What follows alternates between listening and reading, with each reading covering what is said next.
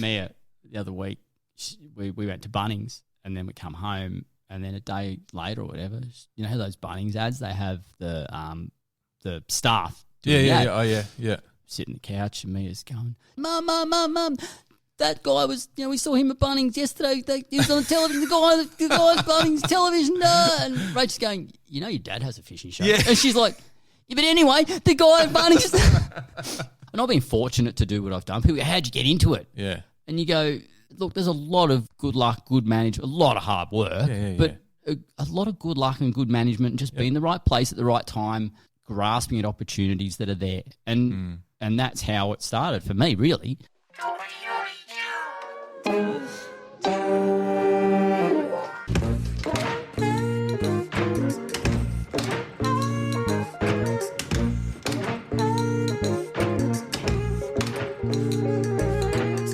Hello, everybody. Welcome to Humans with Luke McCredden. I'm Luke McCredden. That voice there is Rayner. Lee is a TV presenter, a writer, a fishing tackle store owner, and a star in the fishing and boating scene. But most of all, he's an all-round great human. He invited me to his house recently for a chat, and we had a really enjoyable chat, and we spoke about all things to do with his job in the media, importance of the outdoors in itself, fishing, hunting and camping. We speak a bit about retail. We also talk a little bit about pets. And there's a bit of everything in there anyway. So I hope you enjoy this. This is episode 9 with Rayner. We're all good. We're good? Yeah. Thanks for having me in your home. Oh, mate, it's a pleasure. Beautiful home. It's a lovely home. We're very lucky to live where we are, mate. Oh, I've been mauled by sausage dogs and cats. You can take the dogs and the cats home with you, Luke. We could do a swap. Do you know... And I love your cats, and I don't know the backstory of your cats, but I've got 2 cats that we rescued. Yep. Which is great. And I love the concept of that, but they bring issues. They bring issues with them. They bring their little baggage. They do. They really do. We've got one that we didn't see for 2 years. He just slept under and hid under a bed. Really? Yeah. Wow. And he now only comes out at night. Serious? I can touch him now, but he's... Serious? Yeah, he's got... That's bizarre. And another one just loves fighting. Not with us. You or no, he's not bad with us, but loves Luckily, in our up our road, there's probably 3 or 4 that are in the same boat, so they meet at night. It's like a dark alley type thing, and you hear them fight, and then they come home with a few scratches on them, a bit of hair missing, and then they do the sookie cat thing. Yeah, that's and everything's okay. Yeah, well, we've got that ginger one. That's eating the food there now. He's got like a bit of a bung eye. So he's looking is he looking at me or is he looking over there? But apparently he just spends most of his life at the neighbours. Oh, really? Yeah, every morning he's there meowing at their front door and goes and hangs in there. Okay. So, hey, are they happy with that? I'm happy with that. Are you happy with that? Cool. So I think he should to take the other cat and the 2 dogs with him. Oh. That's what he should do. Yeah. He's cool. He's a cool colour. Yeah. His cats are funny. I've never been a cat person until I met my wife. And then Is she a cat? Well, she forced cats upon me. Oh, yeah. There you go. Yeah. It was the cats or we're done. Yeah, we're done. Not quite. But they're okay. Yeah. It's like Rach is a dog person, a cat person. She'd be a snail person. She would, if it moves and it's an animal, she's into it. And like the sausage dog, she goes, oh yeah, we should get a sausage dog, and researched it and all this because Rach researches a lot of stuff. And I don't care what you get, we're just not getting another yappy dog. Yeah. All right. So she goes, anyway, I've ordered these dogs from this dog from Port Macquarie. It's like $1 million. It flew. Its first thing it ever did was flew down on an aeroplane for Port Macquarie. Flew here. Flew down. Yeah. Wow. Yep. So we got that one. That was Frankie. So its standards were set very high. First class all the way. Then 6 months later, she goes, oh, by the way, there's another one coming. Wow. Yeah. I'm like, no, we should talk about this. What, you thinking about getting another one? She's like, no, it's on the way. Yeah. Literally, probably we should get to the airport. And then the cat thing, we used to have 2 cats and they both died a week apart. Oh. At Christmas a year ago or something, and they were cool cats. And then so Rach went out and she goes, oh, I found a new cat. I go, no, we're not getting any more cats. She goes, yeah, we've got them. They're coming. So well, we're having that argument at the moment because we've got a puppy Labrador who is 10 months old. Yep. He's 33 kilos. He's as heavy as me. Mate, he's bigger and heavier than all our kids combined. It's a 33-kilo bowling ball. Mate, unbelievable. The power in this thing. Anyway, and because obviously he still thinks he's a puppy and can just jump around and do whatever, and it's fun. No, it's not fun because you break legs. That's right. Yeah. And like when their tail hits you and stuff. Oh, yeah. And so we're having that. Ricky's like, we should get him a friend. No. And I said, no, maybe we should replace half the house that he's chewed off before we get him a friend. Yeah. So I think he's okay. He's okay for now. Look, I used to have a staffy called him Mako. And of course. You know, you get your dog and he's stupid the first year and you're like, oh, he's a puppy. You know, second year, he's still a puppy. He's stupid. He'll settle down soon. 7 years later, he's a puppy. He'll settle down soon. Like, my gosh. There was just no. It's so funny. Yeah. It's I'm concerned because I've heard people that own labs that are 11 years old and still puppies. Yes. Anyway, we'll be right. How are you anyway? I'm good, mate. That's good. Yeah. It's good. I was I often flick through the socials. I like jumping on, seeing where you've been fishing and where you've been travelling to because, it makes me very jealous. Not sure why I do it actually. Yeah, because I look at what you're doing and go, okay. I suppose in a hierarchy. Anyway, in a hierarchy though, I do the same. Look at other people and go, why is he having all the fun? Yeah, it's that's funny actually. You say that because I'm assuming actually I think I know would just get passed off as you just have fun. Your job. Yeah, filming and writing and all that is just fun. Like it's all fun. You don't work hard. No, people miss, and you'll admit that it is great and you do have fun. But the work you put in and the days that you miss because you're filming a fishing show and fish don't always bite. No, they don't. And the weather isn't always glassed out. No. Does that get frustrating? It does. Yeah, look, it does, but it's part of your job. Yeah. And I always say to people, let me break it down for you really simply. When everything's going well and you have a great day, it is the best job in the world.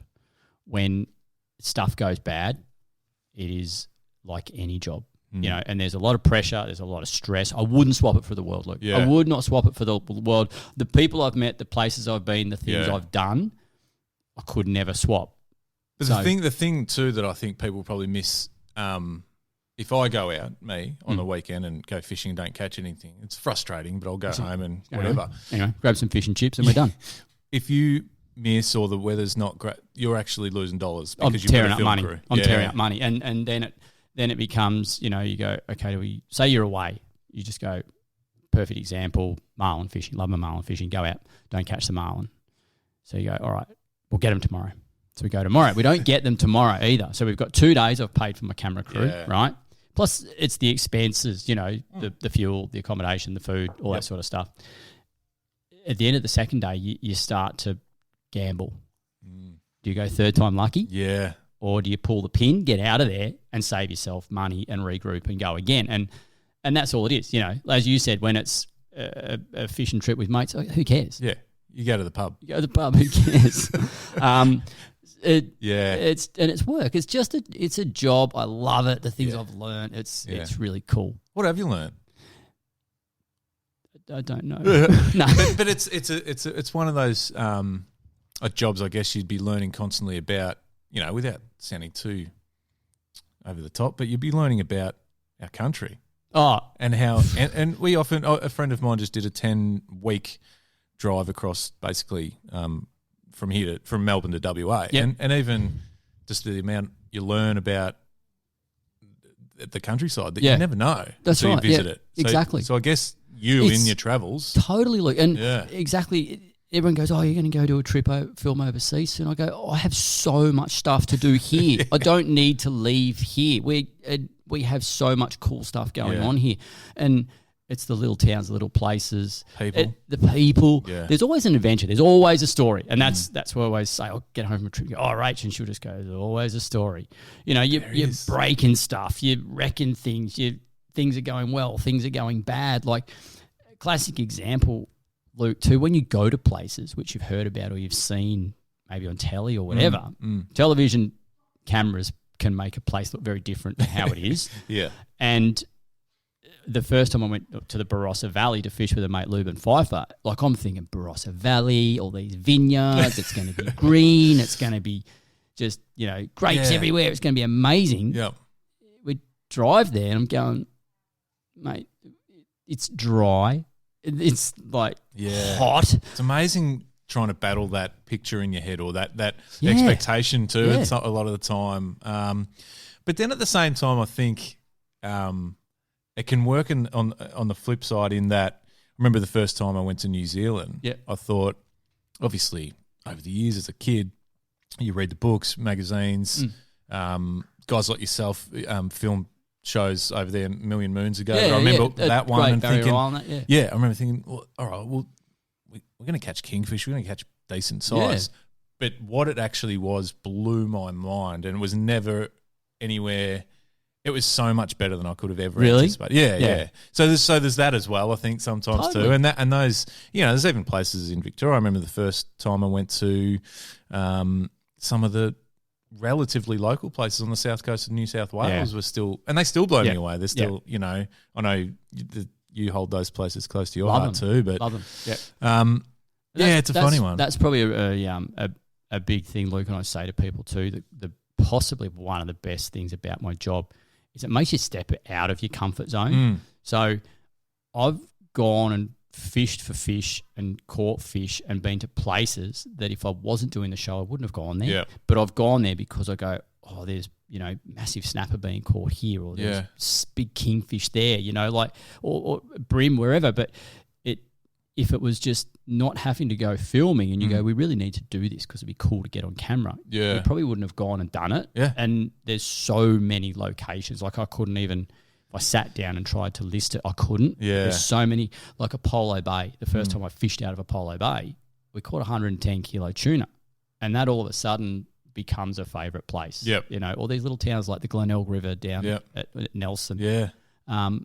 Just amazing places that you go for these reasons. Do you ever, because obviously fishing in your life has always been important from a kid.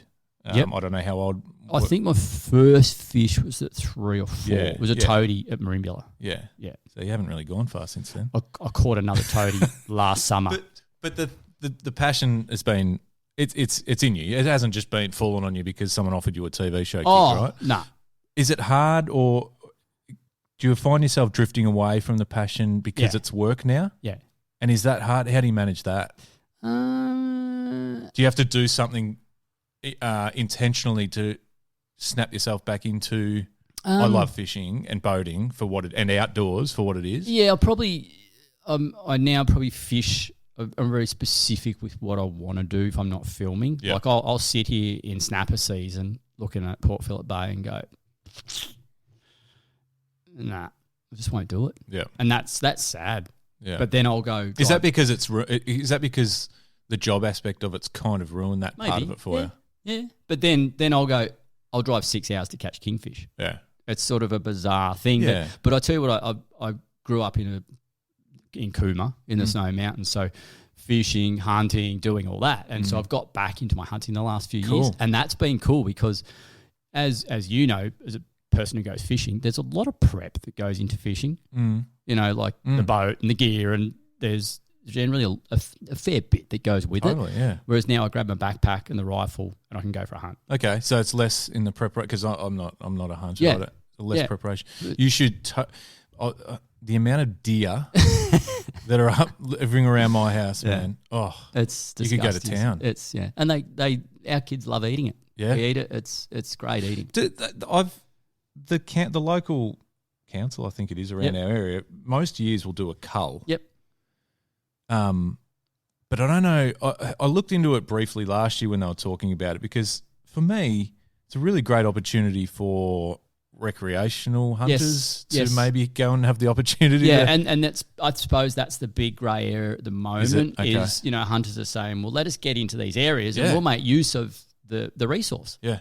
Versus that. And because that's the thing, because hunters, fishers, when they're catching or hunting for the food aspect of it, absolutely don't waste a part of it. And right. It sounded like from what I was sort of delving into that it was a case of just getting rid of them in any means possible. Yes, because there's so many. Oh, and there is, and I get it. But surely with the amount of people who enjoy hunting and hunting for food. Yes. What a great opportunity. Yes. Yep. And it's a massive thing now these days. Like, it's it's bow hunting's huge, but it's a free range meat. Yeah, that's good for you. Yeah. It's not farm reared. It's nothing. And that's a big part of it. Like, it's a big part. Like, all my mates who do it, it's as much about the journey, the hunt, the animal, as it is they're going, look at the schnitzels I made, and look at the sausages, the and food look bragging. at like the jerky and the crankskis, and it's all about. And you're going, oh, that's awesome. Like, do you do all that yourself? I do. We make a lot of mince, and we do like they do an amazing burger. We do schnitzels. We do pies. I do these venison pies. So brilliant. And it's all. I think. It's all that, it's the whole. So you've got a meat tray for me before I leave? Yeah. But the other thing that's there's a lot of around our place at the moment, or not at the moment, it's been a problem for quite a while, wild dogs. And that's a byproduct of the deer. Right. So they, Yeah, and it's a lot of the local, most of the properties around us are fairly, they're not commercial farms or anything, but there's a lot of livestock. Yep, hobby farmers. Yeah. And the amount of, and it wasn't until recently we had on, the family property a pack of these German Shepherd looking dogs. They're scary, aren't they? It's something out of a movie. Yeah. That I actually did a bit of research. I spoke to a lot of locals, put the call out in a couple of the online forums that are sort of for around the area, and the amount of feedback that came back was staggering and also a little bit frightening. Yeah. But, the stories of basically someone sitting on their decking watching the pack just come up and just wipe out a flock of sheep. And adult sheep, and they're not foxes that might take a lamb. They'll pull down a whole deer or a cow. Yeah. But, one guy was telling me about watching his alpaca. Yeah. You've seen an alpaca. They're not small. Nah, man. And just get mauled. Yeah. So, speaking of wild dogs, and this is another thing I love, Luke, and that's, you're talking about the love of the job and probably the stepping away from the love of fishing. Probably my biggest reality check in getting back to fishing is trout fishing. Yeah, okay. So it's a bizarre thing. Like, my favourite fish is marlin. Yep. Right. But which, you're out in the ocean chasing these big fish with a stick on their face. Yeah. Right.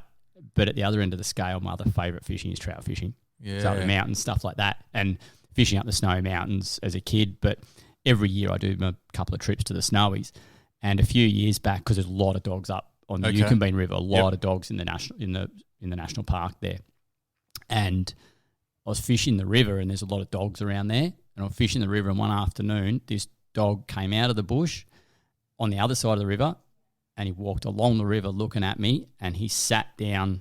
He literally sat down on the other side of the river, and he was like a massive black Alsatian. Really? And just sat there and watched me. And you're literally going, I am so glad there is 30 feet of river between us. What are they like with people, though? Would they approach? I mean, even that surprises me that they. Yeah, it's only a matter of time before. Yeah. Yeah. The marlin trout reference just before you were saying, I was just thinking as you said that, I was trying to think, there's probably not too different fish than those two. And that's what made it so bizarre. And not just the physical fish themselves, but even the way you got to go and fish for them. Yeah. The loud, ocean noises, boat noises, the smells of oils and then that screaming reels type situation. As sweating, winding, fishing. As opposed to just nothingness in the mountains and just that peace and quiet. And it's a bizarre thing. Too completely. It's so far apart, but I love it. I love it. You still get adrenaline out of both, like just that hook up. You still feel excited when you hook up fish. Yeah. Like, and classic example is that marlin fishing. It doesn't matter how many you've caught. When one comes up on a lure or teaser or pops up behind the boat, you still squeal like a girl. Yeah. It's just. But even seeing them in general, like I remember numerous times fishing around, say, Montague Island and Narooma in the south coast of New South Wales, that you see them pop up from time to time. Yeah, they'll swim past the boat. Yeah, and have a look at a kingfish and you that same reaction. It's just that. It's ridiculous. Oh my God. Yeah. But and I suppose that the next level for me and what will drive me now to just go fishing is I prefer to not touch a fishing rod now in the blue water, Luke. Okay. Tuna, marlin, sharks, Yeah. swordfish, whatever. I will try and do anything to not wind a fish in. You'd prefer to see I prefer to see kids, anyone else catch your friends. it. Yeah. I've been fortunate. I've caught my fair share Yeah. of fish. And I get a lot of enjoyment out of going, yeah, well, that was cool because I took you out there. Yeah. And, I drove out and I did all the stuff I know, which I've learned. And we did it. And Yeah. And you caught your fish and I did my bit to make sure you caught your fish. And that's far more rewarding to do that. Well, that's cool. Me and my 10-year-old, she's flat stick on it now. Yeah. And this year took her out. She's done a fair bit of blue water fishing with us. And this year, I'm like, all right, it's your turn to catch a marlin. She'd seen a few and helped out. And yes, like doing that. Take your 10-year-old out and she catches the striped marlin. And given how important it's been for you to be in the outdoors and fishing in particular and maybe hunting later on, or is it important for you to make sure that your girls are aware of what's available? Like that's a thing and it's a really special thing to be able to do. Totally. Yeah. Totally. And but also trying to get them to harness and appreciate everything that goes with it. Yeah. The dolphins, I've got a rule on this podcast that if your phone rings out loud, you owe me a slab. Yeah, that's disgusting. I fell for the oldest trick in the book. That was me ringing you. Thanks. Same when you're filming. I have had it when I was a kid. Mum. Yeah. Mum. The camera's rolling. I'll call you back. We don't sugarcoat anything with our kids ever. Yeah. Nothing's sugarcoated. They know exactly where their venison schnitzel comes from and what it is. And in fact, Poppy, our 8-year-old, she loves hunting. Can't stand fishing. Really? Loves hunting. Wow. So Mia, loves. They both love eating fish. They eat meat. They do, and they know very, very well where it comes from. Yeah, that's good. So, yeah. I think it is important, and I think even growing with our kids growing up around some cattle and knowing, our 9-year-old daughter knows exactly when the truck comes to pick some up. Where they're going. And that's part of it, That's it. So, and we've never hidden any of that, That's just the way it is. But with fishing, I think for me too, and I'm sure you're the same to a degree with not even just the fishing, the enjoyment and the importance of being on the water or walking by a riverside and camping especially as well is another thing. Yep. I think the ability we've got in Australia to do that, and the access we've got to so many amazing places is something that I really want to make sure that the kids get involved in now and know that, that's there. That's there to be able to do as long as you understand it and respect it. Totally. Yeah, Rach and I have actually been talking about that the last few months, and she's very, very keen. She's like, we should just pack up and go away for whether it's 6 weeks or 6 months and just go and do stuff. Really exciting to think about because it's something you can do. Yeah, and I'm fortunate enough that I could continue the show and do stuff because I could literally be somewhere and fly the cameraman in if something's happening and then just film for a couple of days and keep going. Cool. So, and I suppose it's easier to do it when the kids are young, Luke. Yep. That's the reality, isn't it? Yeah. So, well, and certainly teaching them about the importance of the outdoors and respecting it when they're young. Sure. I've mentioned before on the podcast, I had earlier in the year my first camping trip with my 4-year-old boy. How'd that go? He slept in mate. He loved it. He slept in the swag. He was just beside himself. But did you do that as a kid? Yeah. Well, not so much in swags, but certainly camping. You did the camping. Camping. Yeah, for sure. Yeah. And fond memories, and I don't know how much we did it. I can't remember. It wasn't one of those every weekend type things. But I think what was important, and I'm sure my dad had this in his mind too, and it's the same as fishing. When they're young, don't take them out when it's 30 knots out in the ocean. Nah. Don't take them out if it's cold and wet and miserable camping. Do it. Don't take them fishing if there's no fish. Yeah, and that's the other part. So when the camping thing, I make sure the weather's going to be right, and that where luckily where I live, I don't have to travel far to be out in the middle of nowhere. Yeah, I sort of live out in the middle of nowhere. Hey, Luke, you are in the middle of nowhere. Okay, so the backyard's I came to your house once. I left on Monday and I got there on Thursday. Yeah. You stayed for a week. Yeah, because you didn't know how to get home. I didn't have enough fuel to get back. But that's right. But yeah, so that's a big part of it, and it's important to, especially if you want them to do it. Yeah, later on. Yeah. I think, mate, I was the same, and Dad did that. We were camping. We didn't camp heaps because we lived in Cooma, so we had access to so many properties and places, and that we didn't have to. But Dad still made sure we camped as well. You know, and mate, that's part of camping. You don't shower for 3 days. That's awesome. Part of it. You know, just smell like an open fire. Yeah. What could be better? Nothing. No. Getting dirty. Getting dirty. Yeah. Building fires, burning stuff. You know, catching fish, doing whatever. Like it's cool. I love it. It's just it's so good. Yeah. And you know, for the most part, Luke, in this country, it's free. Yeah. Yeah, and I think that again, going back to the fact that the freedom in itself, in just a general sense, to be able to do that stuff is really great, and we're really lucky. But yeah, to be able to, there's so many places you can go that we've actually got some really good facilities. Particularly speaking, given where we're from here in Victoria, we've got some great facilities that are actually set up that you just rock in. You know, it's basically a set up campsite, and some of them you might have to pay $5 a night or whatever, but who cares? Yeah, every bit worth it. And even I love the fact that in this country now that, say, camping, it can be as glamping, or it can be as simple as a swag. Yeah. You know, like you make it what you want it to be. And I love swagging. I love just rolling a swag out. Yeah, same. You know, that to me is just cool. I always have the best night's sleep in my swag. Same. So do I. Yeah. Yeah. Which I've mentioned before at home, and Ricky's like, okay. It's set up for you. Yeah. Maybe it is that you your little swag and you're in your little enclosed space, and no one or nothing can get at you. No. Yeah. No. And if there's a bit of we're getting too into it. Yeah. I just want to jump on the media side of things, because obviously your media has been you for how old were you when you sort of jumped onto a radio or a TV screen? I did my first ever television show with Rex back when I was 15 or 16. Yeah. I'm 42 now. Yeah. That's a fair chunk of your life. Fair chunk. Yeah. I probably started doing television when I was about 21, 22. So it's been 20 years. Yeah. 20 years solid. We sort of had a brief discussion off air, actually, and it's always interested me from hearing from someone like yourself, the change that's occurred over the last, I don't even know, is it 10 years with YouTube and social media and things like that?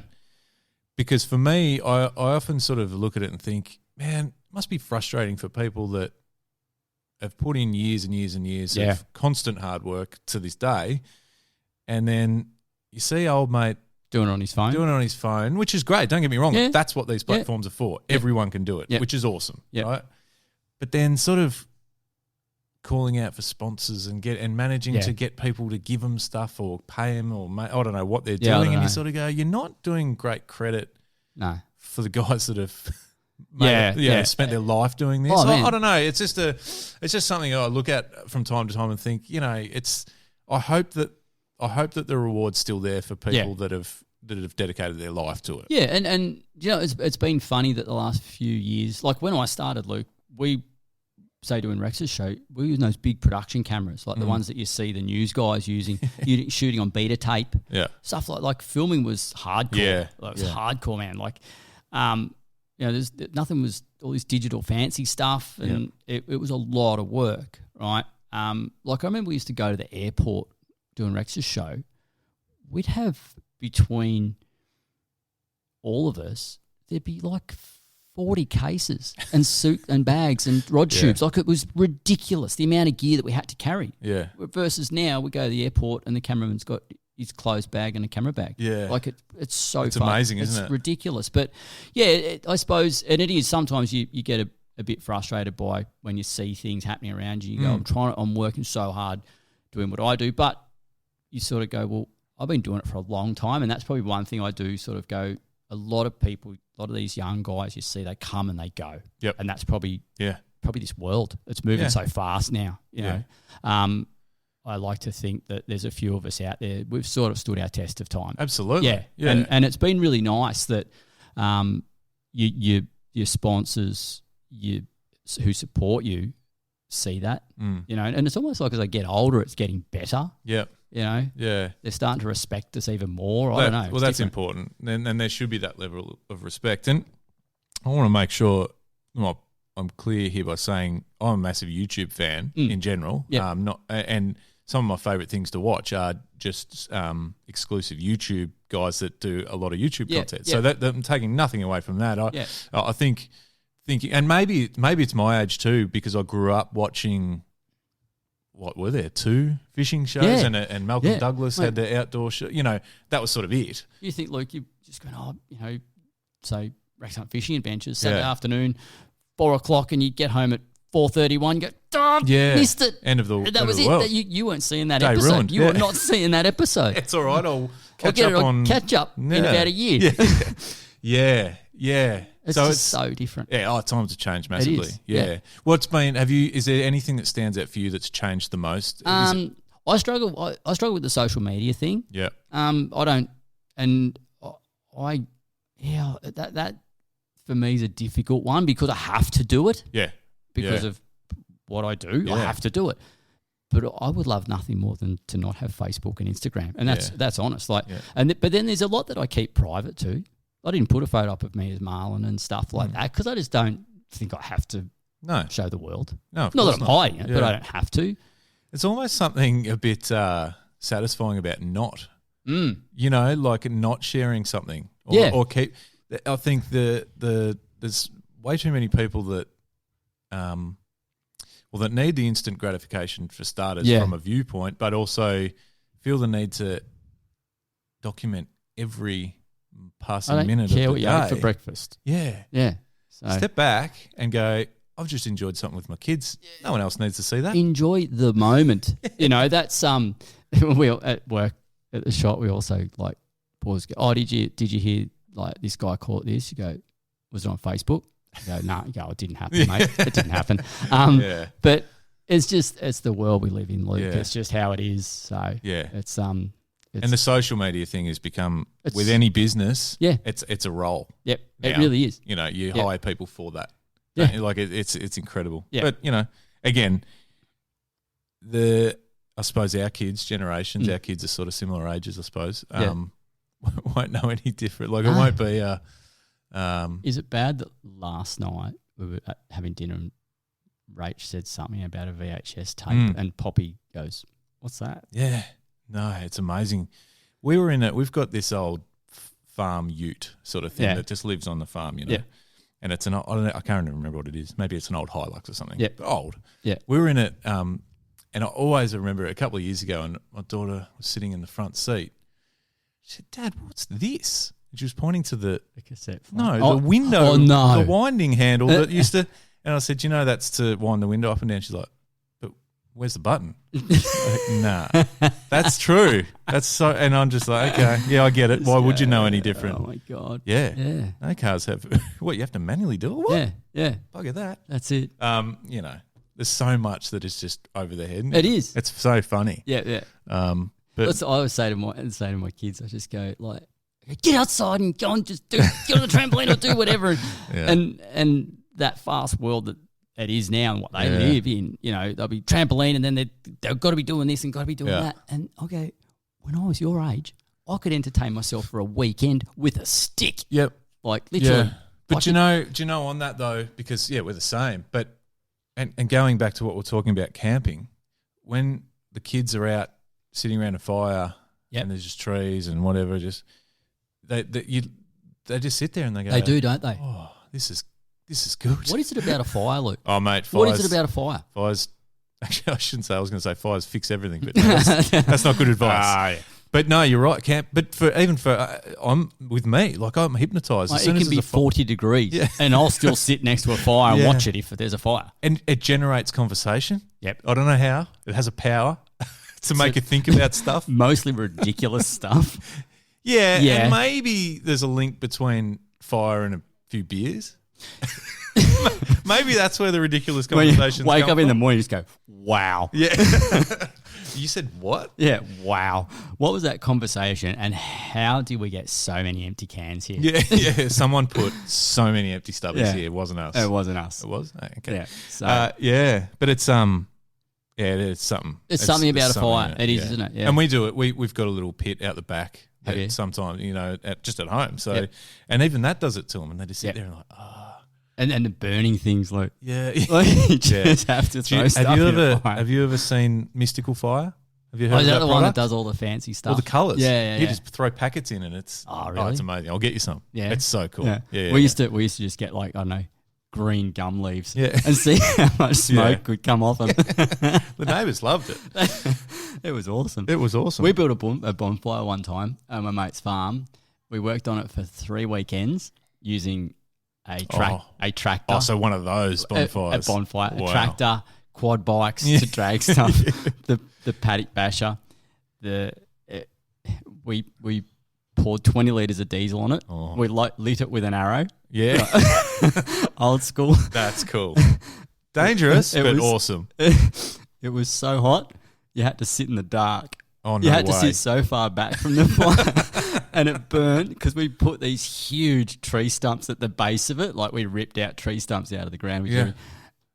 It burnt for 3 weeks. That's amazing. We got in so much trouble. Yeah. But it was so worth it. It was such a good fire. That's so good. That is so good. Yeah. There's nothing compares to that. Mate, 3 weekends work out of my life, mate. As a 15-year-old kid, that's serious. I worked hard for that. That is serious time. Hey, work recently, as well as all the filming and media stuff, is obviously retail has been a big part of your journey. How long's the retail, the shop been a part of your life? 11 years. 11 years. It's gone quick, hasn't it? Wow. Yeah. 11 years. And talking of things changing, not retail has just changed unbelievably over It's so different. Yeah. So different. It's an amazing beast, and it's I think and coming from a bit of working in retail, doing a bit on the flip side now with a bit of wholesale, a bit of retail sort of back end stuff as well. There's something about the fishing, camping, that hunting sort of customer that's really satisfying. It's not just working in a shop, is it? Well, is it? And I suppose that's what I do love about it, that we deal with people when they're happy. Yeah. Like no one's happy to go and buy tap washers because they're tap stripping. Yeah. Are they? No, that's a good point. To walk into a tackle store or a camping store, you're going in there because you want to, because you're going to go and potentially do something fun. Yeah. So we get to probably see the better side of a lot of people. Yeah. That's the way I look at it. And then I don't know, you got and get out of doing what you're doing, there's an immense personal satisfaction. And same with the television. Like I talk so much crap, right? That sometimes when people come up to me and say, I went and did what you said to do on that show and I caught a snapper, I go, what? Like, really? Can you tell me what I did? Yeah, what did I say? Huh? But there's nothing better than when you're able to go to a guy, mate, do this with this lure, or go here and or try changing this, and it works, and they come back and they go, it worked. Like, so and they stand out, some of those. I always remember a guy who I reckon he was trying for a year to catch a kingfish, and then he came in one day. He said, I'm just about ready to give up. I just want to, what can I try? Don't care what it is, just give me something different. Yep. And I remember talking him through trolling around a particular headland. We knew there was fish. I knew there was fish there. And it, for whatever reason, just wouldn't happen. And I ended up saying, we rigged up together, and I just rigged up this little pink skirt, basically. Feather skirt. There was nothing flashy about it. In fact, old school. Yeah, really old school. And it sort of took me back to as a kid doing that sort of stuff. And he even sort of looked at me and just went, okay. Yeah. I said, hey, this is your last resort, mate. Just go, so, you know all those thousands of dollars worth I sold you? This $5 one would be fine. Put on the $5 pink squid. and he caught one. And he came in just jumping around, carrying on, and loved life. So that for me, and seeing the genuine emotion. And they're the ones, isn't it? They're the ones. They're the ones. Mate, and that's what basically just you go home and you just go, you've literally change someone's life. You change someone's life. Yeah. And you go, today I did good. Yeah. Yeah. Yeah. And that's cool. Like when you can do that sort of stuff. And I Yeah. suppose that's one of the most satisfying things of the telly as well. Do you get much from people saying, "Oh, I was watching you catching whiting, and I've never tried doing that technique or using that rig, and I did, and it worked." And it worked. Yeah, that's awesome. You get a bit of that? That's it. Yeah. And especially, I suppose, because again, this day and age that we're in, Luke, it's such a product-filled world, right? Yeah. And so I like to the stuff I use when I'm telling someone about it. It's because I genuinely believe in it. Yeah. You know, like there's stuff I won't use that some of my sponsors have because I don't. That's got to be a tricky one for you. Yeah, and so when I'm telling someone that that's the rig to use to do this, or that's what you need to this lure or that, and then they go and do it, you get that justification. You go, that's good because it was a genuine thing that I was doing. Yeah. How hard is it for you as a for a sponsor to come to you and say, "We're your sponsor, so use this"? How hard is it for you to go, "I could use this," or even a potential sponsor? I say, "I could use this, get paid for it, but I don't believe in it, so I won't." Surely there's times you have to bite the bullet. Maybe. I'll go right now and say Rach and I've foregone a lot of money over the years for that. That's an amazing thing. That's a tough thing, but it's probably a bit of a indication of who you are as a person, because it'd be very easy to go, "I don't care what it is, just give it to me." Yeah. Which I'm sure happens. Fish pink socks for Barramundi, I don't care. Yeah. So, but then maybe long term, that has helped to build that relationship with your long term sponsors that you've got. Definitely. You know, and then even now, if they have something and I go, I can't use this, guys, because it doesn't suit what I'm doing, or whatever, they'll go, okay, cool. I think from you personally, it's probably reflective in what we watch of you too. I think, and I've had conversations with people that the general consensus is you are believable in terms of what you're using isn't just because they said to. I'll go grab Rach and can you repeat that? No. No, but I do mean that personally, but also it's not just me. I've heard it's a thing, right? Like where there's different, there's so many things you see on television, and I'm not just talking about fishing or whatever, like just in general, whether it's when it's a lifestyle program, we'll say, where it's like, it's cool, like what he's doing's cool. He's a great presenter. Yeah, I'm not sure he really loves what he just did or whatever, which is fine too, because that's the job too, right? But I've always felt with you, and not just saying this because I'm in your house and scared that I won't be able to leave without you cutting one of my limbs off. That may happen. But the sausage dogs may maul you to death. They're eyeing me off. That what you're presenting is pretty much, and whether it's 100% or it's in the 90s, what you are actually believing and what you would teach your kids. It is, totally. Yeah. I take you down my tackle room now, and the stuff that you'll see in there is the same stuff that you see on the show. Yeah. That I use in my day-to-day. I reckon that's rare. I'm just putting it out maybe there. it is. I don't know. Yeah. I don't know, but that's me. Yeah, that's awesome. That's me. And it's like I said, it's cost us money at times because we have turned away some opportunities. Yeah. So but you can. Yeah, but the idea that you can just rest going, I didn't. There's nothing wrong with selling out to a degree, but you can rest going, I didn't sell out. No. Yeah. No, that's it. And I think the trouble is, my concern with anything like that is that if today I'm doing that product and then tomorrow I'm doing the same product in a different brand and then in another brand, it's very hard then for people to believe you. Yep. Is that fair?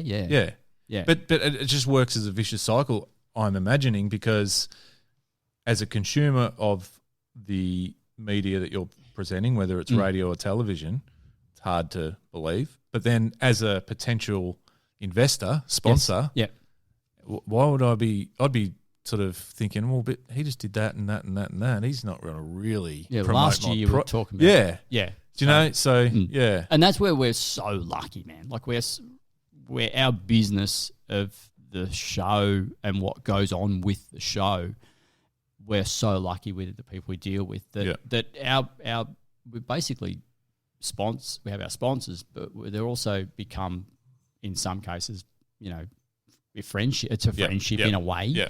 So that helps a lot. Sure. Helps a lot. Do you watch yourself back? I hate watching myself on telly. But do you? I hate and if you do, how does it? Like, do you think?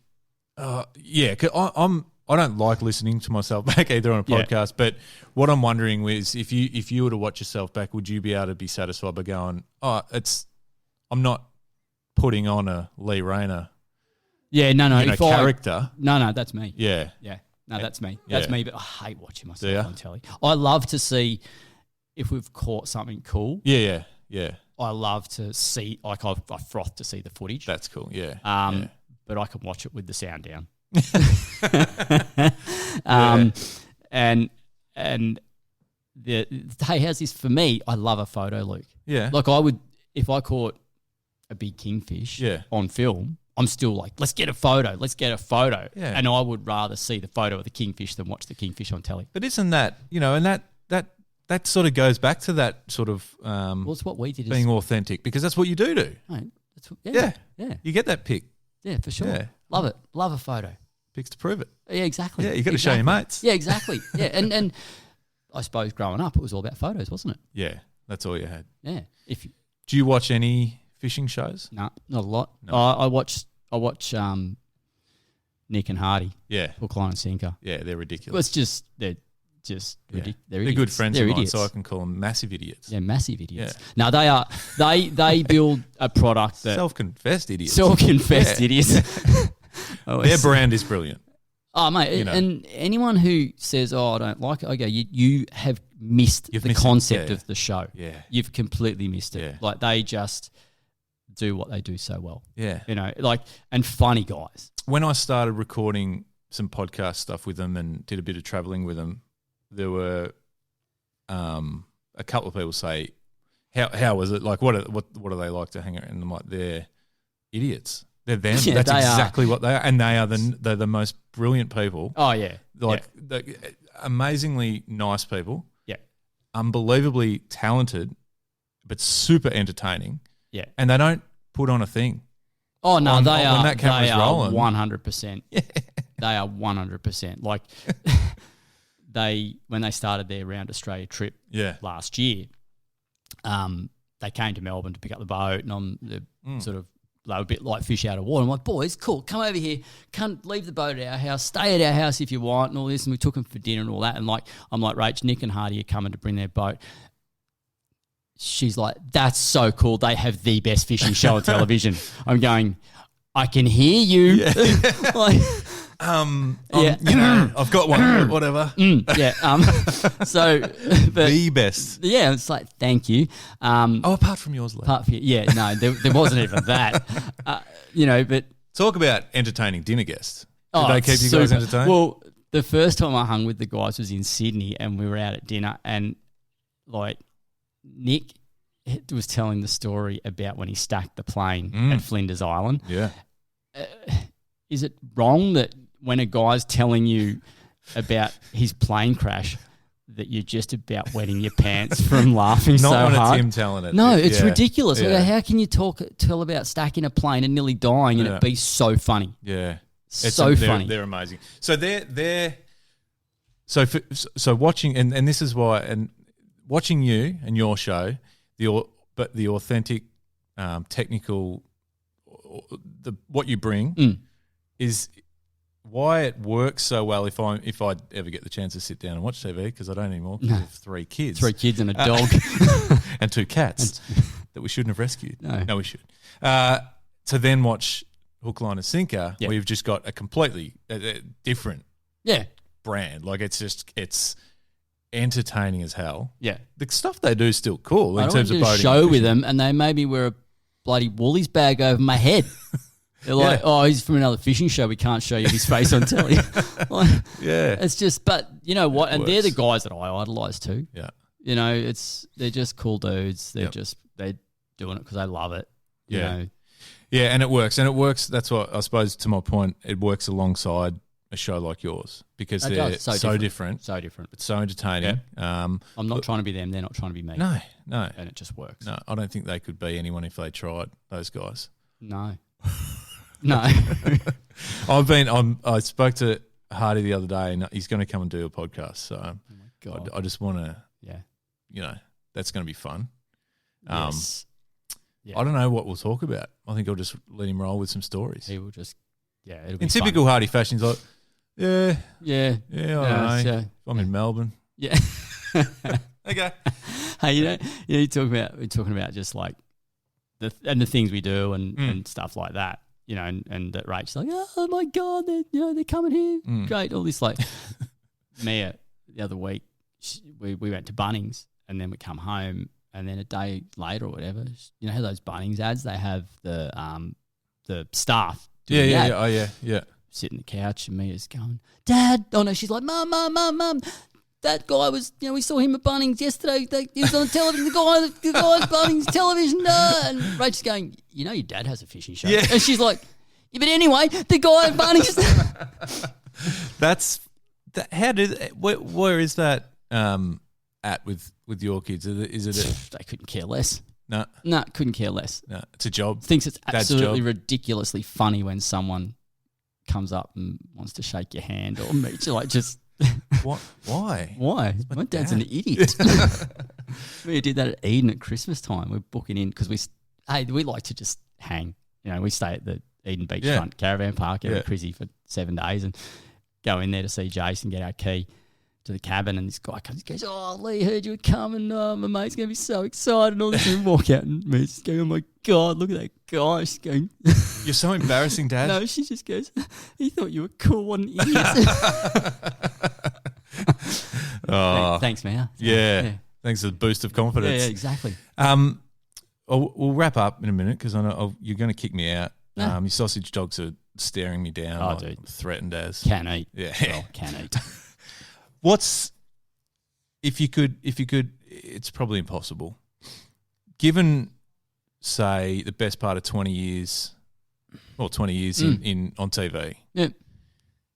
If you could predict how the next, let's call it 10, would pan out, what would your prediction be for you? And what would your satisfaction be? That's a hard one. Yeah. Isn't it? Yeah. Because everything's just changed so much, Luke. But you would never have, the first 20 years 10 ago, you wouldn't have picked drones or GoPros or underwater action cameras. You know what I mean? So that technical, but you probably, would you have thought you'd still be going? No, not a chance in hell. Why? Just because didn't see it as a long-term thing. Well, just didn't see how. Yeah. Didn't see how, and I've been fortunate to do what I've done. People, how'd you get into it? Yeah. And you go, look, there's a lot of good luck, good management, a lot of hard work, but a lot of good luck and good management and just being in the right place at the right time. Yeah. Like grasping at opportunities that are there. And that's how it started for me, really.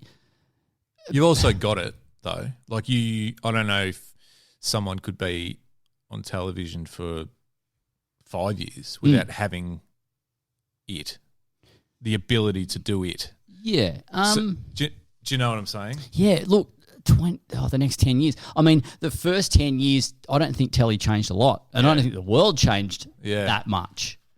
So, but it's the next 5, now. everyone went, wow. Yeah. And the last 5, mate, the last year. Yeah. So I don't know, man. Look, if I'm still doing television, good and well. Yep. But so long as, look, I would just like to have more time. Yep. To go do stuff. Yeah. Yeah. Yeah. Good. Yeah. Cool. That's it. Awesome, man. No, thanks for having me. Keep doing what you're doing. It's good. Hopefully. And keep having fun. Yeah, that's the plan. Yeah. That is the plan. Get those kids into it. Yeah, drag Mia out and Poppy out and get them dirty and stuff. The outdoors, too important to not it is. To ignore. Yeah, it is. That's the way I see it. it. Yeah, exactly. Yeah. And you don't even have to leave the country to do it. So You don't. That's good. Yeah. Good stuff, Lee. Thanks so much, man. Have a good one. Ta.